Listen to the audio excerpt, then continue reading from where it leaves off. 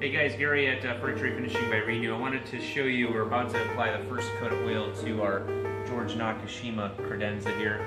And I wanted to show you, we use this 100% pure tongue oil.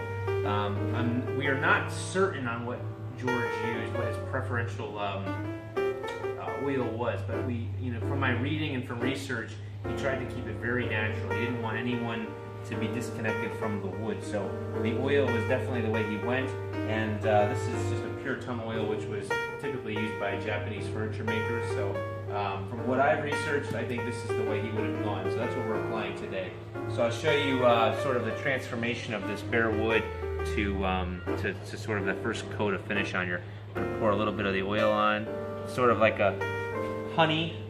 Now what's neat about this this finish is this oil is it really soaks in. It's very thick. It's very kind of, like I said, it is a lot like honey. It's kind of thick in its consistency. And you just kind of work it around into the wood.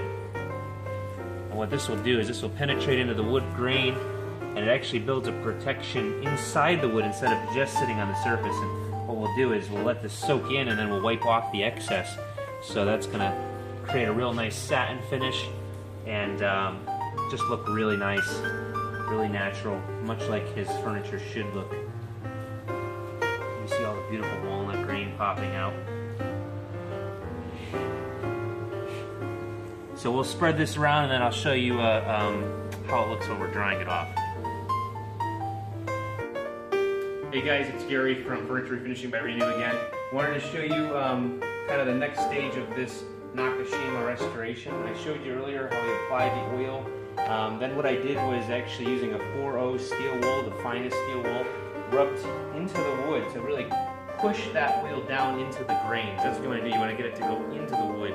It's not going to sit on top. It's going to go inside. So you want to force it into the grain, going different directions. And then we wiped off the excess. So you can see here, this is, pretty much now just down to where whatever's left is in the wood. There's a little bit of a residue on the surface, which is fine, but you don't want it to be puddled or wet because it's never going to dry. Natural tongue oil has no resins added to it. It's very different than what you buy in a hardware store, which has resins to help it dry. This has no resins. This is purely natural, so it's going to not dry very quickly.